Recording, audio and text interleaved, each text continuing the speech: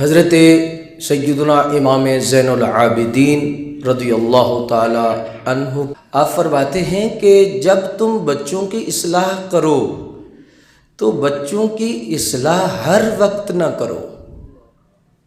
اب دیکھیں کہ یہ کتنی قیمتی بات ہے۔ ہر وقت اپنا بچوں کے اوپر رعب اور دبدبہ جھاڑنے کی بندے کو کوشش نہیں کرنی چاہیے۔ ہر وقت گھر میں زلزلہ آیا رہے، ہر وقت گھر کے اندر جلادی صورت رہے، یہ فائدہ نہیں دیتی۔ بہت سارے ماہرین نے یہ لکھا ہے کہ 4 موقعوں پر بچوں کو نصیحت بڑی فائدہ دیتی ہے۔ وہ ایکسیپٹیو موڈ میں ہوتے ہیں، یعنی نصیحت قبول کرنے کے موڈ میں ہوتے ہیں۔ پہلا، رات کے وقت دسترخوان پر بیٹھ کر انہیں نصیحت کرو۔ اس وقت بچے قبولیت کے موڈ میں ہوتے ہیں۔ گھر میں دسترخوان ضرور لگنا چاہیے۔ آج مصروفیت کا دور ہے، میں اکثر والدین سے گزارش کرتا رہتا ہوں کہ آپ گھر میں ضرور وقت عنایت فرمایا کریں۔ اکثر ہم نے دیکھا ہے کہ 15 20 دن بچے ابا جی کا چہرہ نہیں دیکھ پاتے۔ صبح سوئے ہوئے ہوتے ہیں تو بچے اسکول چلے جاتے ہیں، اور سوئے ہوئے بچے ہوتے ہیں تو ہم گھر میں آتے ہیں۔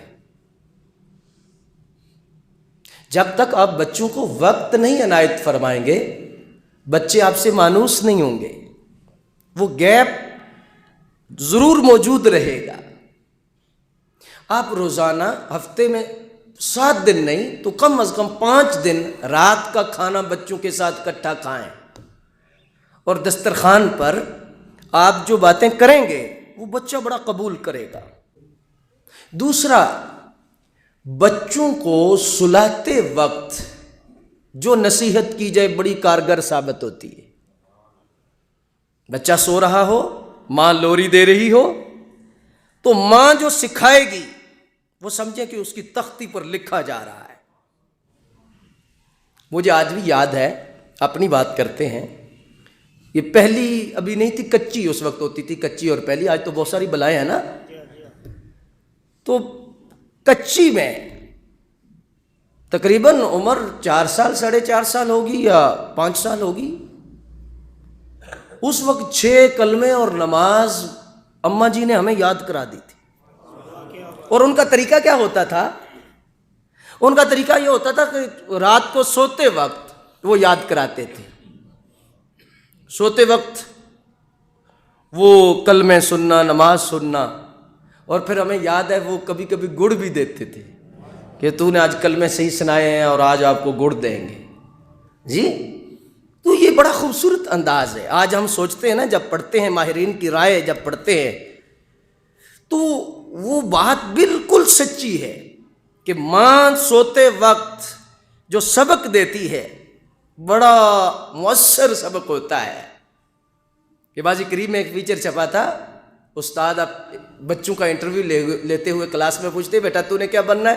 اس نے کہا میں نے انجینئر بننا ہے۔ پوچھا کیا بننا ہے؟ میں نے ڈاکٹر بننا ہے۔ کچھ نے کچھ کہا، کچھ نے کچھ کہا، کچھ نے کچھ کہا۔ ایک بچے نے کہا میں صحابی رسول بننا ہے۔ سبحان اللہ۔ استاد حیران ہو گئے، بیٹا ادھر ہو، صحابی رسول تو نے کیسے بننا ہے؟ تجھے کیسے شوق پیدا ہوا؟ تجھے پتا ہے صحابی رسول کون ہے؟ کہا مجھے یہ تو نہیں پتا کہ وہ کون ہے، لیکن یہ مجھے پتا ہے کہ میں نے صحابی رسول بننا ہے۔ کہا بیٹا اس کی وجہ کیا ہے؟ کہا میری ماما روزانہ سوتے وقت ایک صحابی کا قصہ سناتی۔ اور ایک بات اور بھی یاد رکھیں، بچوں کو سلاتے وقت نا یہ نہ کہا کریں سو جاؤ سو جاؤ صبح اسکول جانا ہے، یہ کہا کرو سو جائیں، جلدی سو جائیں بیٹا، آپ نے فجر پڑھنی ہے۔